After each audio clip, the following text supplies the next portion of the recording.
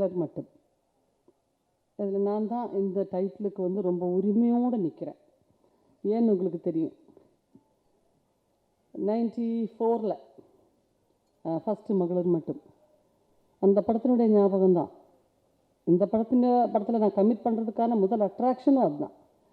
ஏன்னா அப்போது நான், ரேவதி, ரோஹிணி நாங்கள் 3 பேருமே வந்து கொமர்ஷியலி ஒரு டிஸ்ட்ரிபியூட்டர்ஸ் மஸ்ட்டுன்னு சொல்கிற கதாநாயகிகள் கிடையாது. ஏதோ பெற்றால் நடிப்பாங்கங்கிறது தான். கமல் சார் மாதிரி ஒரு ப்ரொடியூசரால் மட்டும்தான் அப்போது அந்த ஸ்டேஜில் எங்கள் 3 பேரையும் மெயினாக வச்சு நாசர்ங்கிற ஒரு சிறந்த நடிகரை மட்டுமே நம்பி ஒரு படம், அவருடைய ப்ரொடக்ஷனில் அப்படி ஒரு படம் பண்ணுறாங்கன்னு எல்லாருக்கும் ரொம்ப அதிசயம். இவங்க 3 பேருமே ஒரு கிளாமர் பண்ணுற ஆர்டிஸ்ட் கிடையாது. நாசர் வந்து வாஸ் நாட் த ஹீரோ. அந்த ஃபிலிமில் வந்து அவர் வில்லன். எப்படி இந்த படம் இருக்குங்கிற சந்தேகம் எல்லாருக்குமே இருந்துச்சு. பட் கமல் சாருங்கிற சிறந்த நடிகர், சிறந்த கலைஞனுடைய ஒரு நம்பிக்கை தான் அந்த படம். அந்த ஸ்கிரிப்டு எல்லாருக்கும் படித்து காமிக்கும்போது இதில் எந்த கேரக்டர் உங்களுக்கு பிடிச்சிச்சு நீங்கள் அந்த கேரக்டர் எடுத்துக்கலாம் அப்படின்னாரு கிரேசி மோகன். எனக்கு 3 கேரக்டருமே பிடிச்சிருந்தது. பட் எனக்கு ரொம்ப மேட்ச் ஆகிற கேரக்டர்ஸ் ஒன்று ரோஹிணி பண்ணுற கேரக்டரோ இல்லை எந்த கேரக்டரோ அப்படின்ற டவுட் இருக்கும்போது கிரேசி மோகனே சொன்னார், நீங்கள் எந்த கேரக்டர் பண்ணிக்கோங்க அப்படின்னார். அந்த படம் பண்ணி முடிக்கிற வரைக்கும் என் லைஃப்பில் நான் அந்த மாதிரி ஒரு படம் மறுபடியும் பண்ணுவேனான்னு எனக்கு ரொம்ப ஏக்கம் இருந்துச்சு. ஏன்னா நாங்கள் அவ்வளோ நல்ல ஃப்ரெண்ட்ஸ், எந்த விதமான காம்ப்ளெக்ஸ் கிடையாது. அதில் பார்த்திங்கன்னா ஹியூமர், ஒரு இன்னசென்ட் ஹியூமர் நிறையா பர்ஃபார்ம் பண்ணுற கேரக்டர் நான் பண்ணுறேங்கிறதுனால எல்லா சீன்லையுமே கொஞ்சம் ஹைலைட்டாக தெரியும். குழந்தைங்களுக்கு ரொம்ப பிடிக்கும், ஃபேமிலிக்கு ரொம்ப பிடிக்கும் அந்த ஹியூமர். ஸோ அதுக்கு ரேவதி, ரோஹிணி தான் எனக்கு ரொம்ப சப்போர்ட் பண்ணாங்க. நான் ரிஹர்சலில் சம்டைம்ஸ் பேசிட்டு மறந்துடுவேன் டேக்கில். பட் இதை ஞாபகப்படுத்துவாங்க, நீ அந்த ரிஹர்சலில் அந்த ஒரு டைலாக் பேசின ரொம்ப நல்லா இருந்துச்சு, ஒரு 1 more டேக் எடுக்க சொல்லு அப்படின்னு. நான் சிங்கிதன் சாருடைய டைரக்ஷனில் இவ்வளோ ஒரு பர்ஃபெக்ட் எடிட்டர். ஒரு 10 ரிஹர்சல் பார்த்துட்டே இருக்கும்போது அந்த 10 ரிஹர்சல்லையும் ப்ளஸ் பாயிண்ட்ஸ் என்ன மைனஸ் பாயிண்ட்ஸ் என்ன டேக்குக்கு ஜஸ்ட்டு முன்னாடி வந்து சொல்லுவார், உருசி நீங்கள் வந்து அந்த ஒரு இப்படி பண்ணி ஒன்று பேசுனீங்க பாருங்கள், அது வேண்டாம், அது கொஞ்சம் நல்லா இல்லை, அது கொஞ்சம் ஜாஸ்தியாக தெரியுது, அதை எடுத்துகிட்டு நீங்கள் 3rd ரிஹர்சலில் ஒன்று சொன்னீங்க பாருங்கள், அது பர்ஃபார்ம் பண்ணுங்கன்னு வரும். நான் ஒரு அதிசயமான ஒரு இயக்குனர், நான் வேறு எங்கேயுமே நான் பார்த்ததில்லை. அவரை ஹியூமரை வந்து ஸ்பாட்டில் எடிட் பண்ணுவார். ஸோ அந்த படம் நடித்து அந்த படம் ரொம்ப நல்லா ஓடி எல்லா லாங்குவேஜ்லேயும் அது வந்து தமிழ் படமாகவே ரொம்ப சிறப்பாக ஓடிச்சு, டப்பிங் பண்ணி ரொம்ப நல்லா ஓடிச்சு. அதுக்கப்புறம் நிறைய பேர் கேட்பாங்க, அந்த மாதிரி ஒரு படம் மறுபடியும் வரவே இல்லை. வர்ற எல்லா ஹீரோயின்ஸும் அதுக்கப்புறம் வந்தவங்க நல்லா டேலண்டடானவங்க, நல்லா டான்ஸ் பண்ணக்கூடியவங்க, பர்ஃபார்ம் பண்ணக்கூடியவங்க, ஏன் இப்படி வரலன்னு. இந்த படத்துக்காக பிரம்மா வந்து கதை சொல்லும்போது பட் அப்போது மகளிர் மட்டுங்கிற டைட்டில் இல்லைங்க. இருந்தாலும் 3 ஹீரோயின் கேரக்டர்ஸ் கதையில் 3 முக்கியமான கேரக்டர் அப்படிங்கிற மாதிரி அந்த கதையை சொல்லும்போது ரொம்ப எதிர்பார்ப்பு இருந்துச்சு, இந்த படம் கரெக்டாக ஒர்க் அவுட் ஆகி எடுத்துருவாங்களா அப்படிங்கிற மாதிரி. படம் ஆரம்பித்ததுக்கப்புறம் பார்த்திங்கன்னா பானு, நான் ரொம்ப ரெஸ்பெக்ட் பண்ணுற ஒரு ஆர்டிஸ்ட், ரொம்ப நல்ல டான்ஸர், ரொம்ப நல்ல பெர்ஃபார்மர். அண்ட் சரண்யா, அவங்க ரேஞ்சில் அவங்க ரொம்ப நல்லா பெர்ஃபார்ம் பண்ணக்கூடியவங்க. அண்ட் இவங்களெல்லாம் தாண்டி ஜோவுடைய ஃபர்ஸ்ட் படத்தில் ஜோவும் சூர்யாவும் ஆக்ட் பண்ணும்போது நான் ஒரே ஒரு நாள் ஒர்க் பண்ணியிருக்கேன் அவங்க கூட. சில காரணங்களால் அந்த படம் பண்ண முடியாமல் போச்சு. சில காரணங்கள் இல்லை, வசந்தனுடைய நல்ல நண்பர் ஆக்ஷன் காமெடி பண்ணு நல்லா பயந்து போய், வசந்த் இப்படி சொன்னால் எனக்கு காமெடி வராது அப்படின்னு பயந்து நான் போயிட்டேன். ஒன்று ஒரு கோச்சுக்க மாட்டேன், நான் தைரியமாக சொல்கிறேன், என்ன ஒன்றும் சொல்ல மாட்டேன், எனக்கு ரொம்ப நாளாக நண்பர். இருந்தாலும் பக்கத்தில் இருக்கிறவங்க இப்போ என்ன சொல்லிட்டு இருக்கேன், என்ன செஞ்சுட்டு இருக்கேன், காமெடி நல்லா வரணும், ஐயோ அன்னைக்கு அந்த ஃபர்ஸ்ட் டேலேருந்து ஜோவும் சூர்யாவும் அவங்களுடைய அந்த இன்னசென்டான முகம், அந்த பிஹேவியர், அதில் எந்தவித மாற்றமும் இன்னைய வரைக்கும் கிடையாது. ஜோவுடைய காம்பினேஷன் நம்ம சாதாரணமாக ஹீரோஸ் மெயினாக ஆக்ட் பண்ணுற படத்துக்கு போகும்போது நிச்சயமாக அவங்களுடைய ஒரு பார்வை வந்து அந்த டோட்டல் ஃபிலிமுக்கு இருக்கும். நமக்கு ஏதாவது பக்கத்தில் இருக்கிற ஆர்டிஸ்ட்டுக்கு, எஸ்பெஷலி இந்த மாதிரி சீனியர் ஆர்டிஸ்ட்டுக்கு ஏதாவது ஒரு அசௌகரியம் வந்தாலோ அவங்களுக்கு கவனிச்சுக்கோங்க, அவளை பார்த்துக்கோங்க, இல்லை அவங்களுக்கு உடம்பு சரியில்லை, அவங்களுக்கு கொஞ்சம் ஒர்க் சீக்கிரமாக அனுப்புங்க, இப்படிங்கிற மாதிரி கவனங்கள் இருக்கும். ஃபீமேல் ஓரியன்ட் படங்கள் பண்ணும்போது நான் மலையாளத்துலேயும் சரி தமிழ்லேயும் சரி அதிகமாக வந்து ஹீரோயின் ஓரியன்ட் படங்கள் தான் நான் நிறைய நடிச்சிருக்கேன், தேங்க் காட். பட் இங்கே அந்த மாதிரி ஒரு ஹீரோயின் பிஹேவ் பண்ணுவாங்களா எனக்கு தெரியாது. இந்த ஃபர்ஸ்ட் டைம் ஜோவுக்கு நான் வந்து பாராட்டுறேன். நான் ஜோவை ஒவ்வொரு நாளும் ஷூட்டிங் வரும்போது எங்கள் எல்லாருடைய கன்வீனியன்ஸும் ஜோ கேட்பாங்க, மேடம் ரூம் எப்படி இருந்துச்சு, ஃபுட் எப்படி இருந்துச்சு, உங்களுக்கு வண்டி இருக்கா, நீங்கள் இதுக்கு முன்னாடி கிளம்புவீங்களா, மத்தியானம் சாப்பிடும்போது பிரேக்குன்னு சொல்லும்போது நீங்கள் என் கேரக்டருக்கு வர்றீங்களா, அந்த அளவுக்கு கேர் எடுத்தாங்க. அது வந்து நிச்சயமாக சிவகுமார் சார் ஃபேமிலி, சூர்யாவோட கோஆப்ரேஷன், அதெல்லாம் அதில் இருக்கலாம். இருந்தாலும் அந்த 60 நாள் ஷூட்டிங்லேயும் அதை மெயின்டைன் பண்ணுறதுங்கிறது ஏன்னா அவங்களும் சின்ன குழந்தைங்களை வச்சுருக்காங்க, அவங்கள விட்டு தான் ஷூட்டிங் வர்றாங்க. ஸோ அந்த கஷ்டமும் இருக்குது. நான் 2.5 வயசு என் குழந்தைய விட்டுட்டு ஜான்சி இப்போ சித்ரா ஹோட்டல்லாம் போனது நான் ஃபீல் பண்ணுறது சரண்யா வேறு ஒரு விதமாக ஃபீல் பண்ணாங்க. என்னோட ஃபீலிங் என்னென்னா நான் அவுட்டோரே சுத்தமாக போக முடியாது குழந்தைய விட்டுட்டு. இருந்தாலும் சத்தியமாக பணம் செலவு பண்ணி சித்ரா ஹூட்டு பட்டேஸ்வரில் நான் போக போகிறதே இல்லை. எனக்கு தெரியும் ஃப்ரீயாக வந்து ஓசியில் கூட்டிகிட்டு போகிறாங்க, போயிடலாம். அதுதான் நடந்துச்சு. நார்த்தில் எவ்வளோ விஷயங்கள் நான் பார்த்ததே கிடையாது. பட் கூட்டிகிட்டு போகிறாங்களே, ஜான்சி பார்த்தது கிடையாது, சித்ரா ஹூட்டும் பார்த்தது கிடையாது. அப்புறம் வந்து கஜுராகவெல்லாம் கூப்பிட்டு போகிறேன்னாங்க, என்னமோ சில விஷயங்கள்லாம் நடக்கலை. பட் அதெல்லாமே வந்து ரொம்ப சந்தோஷமான ஒரு ட்ரிப்பாக நான் ஃபீல் பண்ணேன். நாங்கள் எல்லாருமே அப்படி ஃபீல் பண்ணோம். அவ்வளோ பெயின் எடுத்தார். கதையில் வந்து ஒரு பயணத்தை பற்றி எப்படி சொல்லியிருக்காங்களோ அந்த இடத்துல அந்தந்த இதில் தான் ஷூட் பண்ணுங்கிறதுல இயக்குனர் பிரம்மா வந்து ரொம்ப தெளிவாக இருந்தார். அவருடைய 2வது படம் தான், அவருடைய முதல் படம். அதனால் ஐம் ஸோ சாரி எனக்கு பார்க்க முடியல. நிறைய பேர் பார்த்தவங்க எல்லாருமே வந்து ஈவன் ஜோ டெய்லி சொல்லுவாங்க, நீங்கள் மேடம் ஒரு தடவை பார்த்துருங்க அந்த குற்றம் கடிதல் அப்படின்வாங்க. அந்த அளவுக்கு அவர் வந்து ஒரு ஒரு புது இயக்குனர் மாதிரியே கிடையாது பிரம்மா.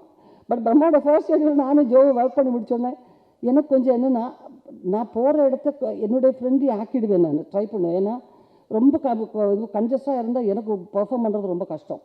பட் ஃபர்ஸ்ட் ஷெட்யூல் பார்க்கும்போது பிரம்மா ஸ்டேஜில் இருந்து வந்தவருங்கிறதுனால கொஞ்சம் ஒரு ஸ்ட்ரிக்டாக பொசிஷன் ஒரு சத்தம் போடுவார். ஐயோ அடுத்தது என்ன பொசிஷன்னா இங்கேருந்து அசையலாமா கூடாதா, என்ன இங்கேருந்து அது வரைக்கும் நடக்க சொல்லி டைலாக் பேச சொல்லியிருக்கிறாரு, நான் இங்கே போகலாமா இல்லை இங்கே தான் நிற்கணுமான்னு சின்ன டவுட்டெல்லாம் இருந்துச்சு எனக்கு. சைலன்ஸ். ஐயோ டைலாக் பேசலாமா கூடாதா. அப்போ அந்த ஒரு வாரம் ஷெட்யூலில் நானும் ஜோவும் பேசிப்பேன். ஜோ இந்த எக்ஸ்பிரஷன் பண்ணால் இவர் திடீர்னு பேண்டான்னு கற்றுவரோ என்னமோ. சரி பார்க்கலாம், அவுட்டோர் தானே போகிறோம். அவுட்டோரில் கலாய்க்க ஆரம்பித்தோம். ஒரு குழந்தைத்தனமான ஒரு மனுஷன் வந்து ஜோ பிரம்மாவுக்குள்ளே இருந்து வெளியே வந்தார். இந்த டோட்டல் ஷூட்டிங் அதுக்கப்புறம் ரொம்ப ஜாலியாக இருந்துச்சு, ரொம்ப என்ஜாய் பண்ணேன். பட் நம்ம நினைப்போம் சின்ன குழந்தைங்க ரொம்ப சின்னதாக இருக்கும்போது ஓரளவுக்கு வந்து தனியாக நடந்துக்கிட்டு அவங்க விஷயங்கள்லாம் பார்த்து தானாக செஞ்சுக்கிறா. அந்த மாதிரி வரும்போது பரவாயில்ல, நம்ம வீட்டில் விட்டுட்டு வந்துடலாம், கொஞ்சம் வேலைக்கெல்லாம் ஒன்றும் பிரச்சனை இல்லை, அவங்களே பார்த்துக்குவாங்க. பட் வளர வளர வளர வளர தான் அவங்களுக்கும் அந்த படிப்பு அது இது அந்த பொறுப்பு நமக்கும் அதிகங்கிறது பின்னாடி தான் உணர்வோம். அந்த மாதிரி ஃபஸ்ட்டு படத்துலலாம் இல்லாத இருக்கிற டென்ஷன் ஒவ்வொரு படம் ஆகிய கிட்டத்தட்ட ஒரு 500 ஃபிலிம்ஸ் கிராஸ் பண்ணிட்டேன். இப்போ இந்த படம் முடிஞ்சிடுச்சு, ஆடியோ லான்ச் ரிலீஸ் ஆக போகுதுன்னே அடிவயத்தில் என்னமோ படப்படன்னு என்னமோ ஒன்று உருட்டிட்டு மேலே வருது, என்னன்னு தெரியல. நல்லா பெர்ஃபார்ம் பண்ணுறாங்க, நல்லா இருக்க படம், ஃபீமேல் ஓரியன்ட் படம் அப்படின்னு 10 பேர் சொல்ல சொல்ல கண்டிப்பாக நம்மளுடைய உழைப்பால் நம்மளுடைய பெர்ஃபார்மன்ஸால் அது ரொம்ப நல்லா வருமா அப்படிங்கிற ஒரு உண்மையிலே ஒரு டென்ஷன் எனக்கு இருக்குது. ஏன்னா ரொம்ப ஒர்க் பண்ண எல்லாருமே வந்து ஒருத்தருக்கு ஒருத்தர் நல்லா இருக்கு இந்த படம், நல்லா இருக்கு இந்த படம் நாங்களே சொல்லிக்கிறோம், என்ஜாய் பண்ணிக்கிறோம்.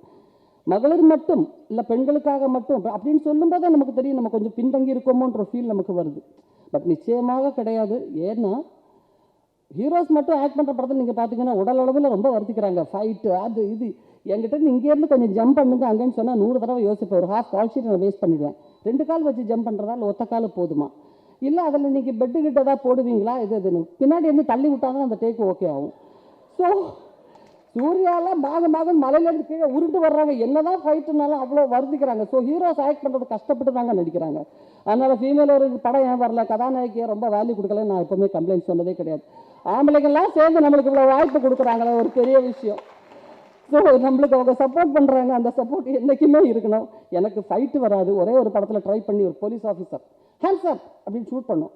இந்த சாதாரண பட்டாசு சத்தம் தான் இதில் வரும். அது ஒன்றுக்கு நான் 3 days பார்த்தார் அந்த டைரக்டர். அவர் வந்து நூலாயம்மா வேண்டாம்மா இல்லை சரியாக வராது, ஐ கில் யூ அப்படின்ட்டு இப்படி காமிச்சா அடுத்தது அப்படி வரும்.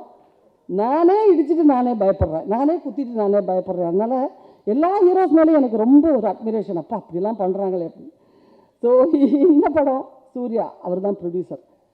நிறைய சப்ஜெக்ட் கேட்குறாங்க 2Dயில், எனக்கு தெரியும். நிறைய பேர் நிறைய நியூ டைரக்டர்ஸ் நிறைய பேர் கதை சொல்கிறாங்க. அந்த கதையில் நிச்சயமாக ஜோ வந்து ஒரு நல்ல கேரக்டரோட நல்லபடியாக ஒரு நல்ல ஹீரோ நகைன் வரணும்னு அவங்களுக்கு ஆசை இருக்குது, அதுக்காக ப்ரமோட் பண்ணுறாங்க of course. But at the same time ஒரு நல்ல ஒரு கதையாகவும் இருக்கணும், அதில் வந்து பெண்களுக்கு முக்கியத்துவம் இருக்கணும்னு நினைக்கக்கூடிய ஒரு மனது ஆஸ் அ ப்ரொடியூசர் அப்படிங்கிறது ரொம்ப ஒரு பெரிய ஒரு விஷயம். அதுக்கு நான் கண்டிப்பாக நான் சூர்யாவை பாராட்டுறேன். ஃபர்தராக எல்லாருமே பெண்களை வச்சு தான் படம் எடுக்கணும்னு சொல்ல வரல. பட் பெண்கள் முக்கியமான கதாபாத்திரங்களில் நடிக்கக்கூடிய படங்களுக்கு குடும்பங்கள் தியேட்டருக்கு வருவாங்க. அந்த மாதிரி படங்கள் வரும்போது ஃபேமிலிஸ் இப்போ டிவி அது இது நிறைய வந்து விஷுவல் மீடியா சோஷியல் மீடியா வளர்ந்த உடனே தியேட்டர்ஸில் ஃபேமிலி வர்றது கொஞ்சம் கம்மியாயிடுச்சு. ஸோ இந்த மாதிரி படங்கள் வரும்போது ஃபேமிலிஸ் நிறையா தியேட்டர்ஸில் வரணும். சின்ன ப்ரொடியூசர்ஸ், மீடியம் ப்ரொடியூசர்ஸ் ரெகுலராக படங்கள் பண்ணணுன்னா நிச்சயமாக இது போன்ற படங்கள் வெற்றி அடையணும். அதுக்காக நீங்கள் எல்லாரும் ப்ரமோட் பண்ணோம். இப்போ சரண்யா போட்டு உடச்சாங்க, நாங்கள் பாட்டு பாடணும்னு. நான் அந்த ரகசியத்தை யாருக்குமே தெரிய வேண்டாம்னு நினச்சேங்க. ஏன்னா இவ்வளவு படம் பண்ணி உங்களுக்கு தேவையா நீங்கள் கேட்கக்கூடாது. ஜிப்ரானுடைய நம்பிக்கை தான் பிரம்மாவோட நம்பிக்கை. என்ன வேணும்னே சரி பண்ணாங்கன்னு தெரியல, பாடிட்டு போயிட்டேன். ஒன்று ஒரு ஸ்ருதியில் பாடியிருக்கேன். அவங்க ஏதோ பண்ணி வந்து சேர்த்து கோத்து விட்டுருக்காங்க. மேடையில் கிடல் நீங்கள் பாடுங்கன்னு என்ன சொன்னீங்க, சேவராக குச்சி ஓடிட வேண்டியது தான். நான் அதுக்கப்புறம் ஒரு அவுட் ஆஃப் ஷூட்டிங் போயிட்டு வந்து மறுபடியும் நான் பிரம்மாட்ட சொன்னேன், பிரம்மா எனக்கு என்னமோ பயமாக இருக்குது. கண்டிப்பாக வந்து மற்றவங்க கிட்ட கொஞ்சம் அவேவாக இருப்பாங்களோ, நம்ம என்கிட்ட கையில் ஒரு பாடுங்க அப்படின்னு கையை பிடிச்சி கேட்பாங்க. ரயில்வே ஸ்டேஷன்லேயே ஆகட்டும், ஏர்போர்ட்டில் ஆகட்டும். 4 லைன் வந்து ஒரே கோர்வையாக பாடுறதுக்கு நான் சொல்லிக் கொடுக்க சொல்லலாம் ஜிப்ரான் கிட்ட. நான் வர்றேங்க அப்படின்னு நான் சொன்னேன். வாங்க மேடம், பரவாயில்ல, இன்னொரு தடவை நீங்கள் பாடுங்க. ரொம்ப அன்பாக கூப்பிட்டாரு பிரம்மா. நான் ஜிப்ரான் வேண்டான்ட்டார். நாங்கள் எல்லாம் கரெக்டாக ஓரளவுக்கு சரி பண்ணி வச்சுருக்கிறோம். மறுபடியும் வந்து பாடி சொதப்ப வேண்டாம்னு சொன்னாரோ என்னமோ. நீங்கள் கேளுங்க, கேட்டு சொல்லுங்க. ஓகே, நல்லா இருக்குன்னு நம்புகிறேன். நல்ல ஒரு விழா. ரொம்ப ரொம்ப நாளைக்கு அப்புறம் ரொம்ப ஒரு ஃப்ரெண்ட்லியான ஒரு என்ன சொல்கிறது, ஒரு ஃபங்க்ஷன் அட்டன் பண்ணியிருக்கேன். உங்கள் எல்லாருடைய வாழ்த்தும், உங்கள் எல்லாருடைய என்ன சொல்கிறது, அந்த உண்மையான இதயத்தில் இருந்துள்ள வாழ்த்துக்கள் இந்த படத்துக்கு இருக்கணும். இந்த படம் ரொம்ப நல்லா வரணும். அண்ட் ஜோ, அகெயின் சொல்கிறேன், ஜோ வந்து இந்த ஒரு படம், இந்த ஒரு கேரக்டருக்காக ரொம்ப உடம்பை வருத்தி டயட் பண்ணி, நான்லாம் ரொம்ப நிறைய டெய்லி திட்டுவேன், அம்மா ஏதாவது சாப்பிடுங்க, நான் ஹெவியான சீன்ஸ் எல்லாம் பண்ணணும் அப்படின்னு. ஆஃப்டர் 97 நான் ஒரு பைக்கில் தைரியமாக உட்காந்து ஆக்ட் பண்ணியிருக்கிறது இந்த படத்தில் ஜோ கூட தான். ஜோ தான் ஓட்டுறாங்கன்னா ஹீரோ சொன்னாலே நான் பயப்படுவேன். எனக்கு பைக் ஆக்சிடென்ட் ஆச்சு எனக்கு 97. அதுக்கப்புறம் எனக்கு ரொம்ப பயம். அப்புறம் ஜோ தான் இதில் ஓட்டுறாங்கன்னு நிறைய முன்னாடியே ஓட்டியிருக்கேம்மா கேட்டேன். இல்லை மேடம், இப்போ தான் ஜஸ்ட் 2 months சூர்யா சொல்லி கொடுத்தாரு எனக்கு அப்படின்னு. ஐயோ, 2 months சூர்யா சொல்லி கொடுத்தாரா? ஏற்கனவே ஒரு படத்தில் நினைச்சு அந்த ஒரு பொண்ணு பின்னாடி உட்காந்து நந்தன சிக்னலில் போயிட்டே இருக்கும்போது நல்லா குதிரை மாதிரி போகுது அந்த இது பைக்கு. ஐயோ பஞ்சு, நீ நல்லா ஓட்ட தெரியுமா? இல்லைக்கா, இன்னைக்கு காலையில் வரும்போது அசோசியேட் டைரக்டர் இப்படி வச்சு இப்படி ரைஸ் பண்ணால் ஓடுனா நிறுத்த தெரியலன்ட்டா. நிறுத்தினா இன்னும் குதிரை மாதிரி சைன்னு போயிட்டே இருக்கு. எங்கேயாவது நிறுத்து, பின்னாடி ஒரு சைடில் ஆட்டோ நிற்கிது, கொண்டு போய் இடிச்சு அப்படின்ட்டு அங்கே போய் இடிச்சு நிப்பாட்டினா. அவன் நல்லா நிப்பாட்டி நிறுத்தாட்டி ஏன் திரும்பி 3 ஃப்ராக்சர். அதில் 3 மாதம் வந்ததில் தான் வெயிட் போட்டேன். அதனால் நான் சொன்னேன், ஜோ கண்டிப்பாக தெரியாதுன்னா சொல்லிடுப்பா. ஃபுல் அந்த ஆக்ரா சிட்டி ஃபுல்லாகவே கத்தி கூச்சல் போட்டு, ஜோ ஏற்கனவே இவ்வளோதான் இடுப்பு, அந்த இடுப்பை பிடிச்சி அமுக்கி ஷூட்டிங் முடிஞ்சோன்னே இப்படியே தான் நிற்கிறது. அது சாயங்காலம் என்ன சொல்ல, இல்லை இட்ஸ் ஓகே மேம், பரவாயில்ல மேம், பயந்து தானே மேம் அப்படின்னு. என்னுடைய டென்ஷன் எல்லாம் அது வழக்கில் நீங்கள் அந்த ஷார்ட்டை பார்க்கும்போது நீங்கள் பார்ப்பீங்க உங்களுக்கு. பட் அவ்வளோ கான்ஃபிடென்ட்டாக ஒரு படத்துக்காக, எனக்கு சைக்கிள் கூட ஓட்ட தெரியாதுங்க, நீங்கள் உட்கார வச்சு தள்ளி விட்டு வேற இடத்துல விழ வேண்டியது தான். ஸோ எனக்கு அது ஒரு படத்துக்காக இவ்வளோ தூரம் பெயின் எடுத்துருக்காங்களா அந்த 2 months சூர்யா சொல்லி கொடுத்தாலும் சரி, நமக்கு ஒரு கான்ஃபிடென்ஸ் வேணும் இல்லைங்களா? ஸோ அதனால சொல்கிறேன், ஜோ ஃபர்தராக வந்து ஜோ பண்ணுற படங்களில் கூட ஒரு கேரக்டருக்காக அவ்வளோ தூரம் அவங்க வந்து தன்னை வருத்திக்கிட்டு, அந்த சின்ன குழந்தைகளையும் வச்சுக்கிட்டு அவங்களையும் பார்த்துக்கிட்டு கேரக்டருக்காக வந்து இவ்வளோ தூரம் ப்ரிப்பேர் பண்ணி வந்திருக்காங்க. நிச்சயமாக அந்த உழைப்புக்கு எல்லாமே அந்த கடவுள் நல்ல பலனை கொடுப்பாரு. All the very best. உங்களுடைய வாழ்த்துக்களை நான் எதிர்பார்க்குறேன். தேங்க்யூ.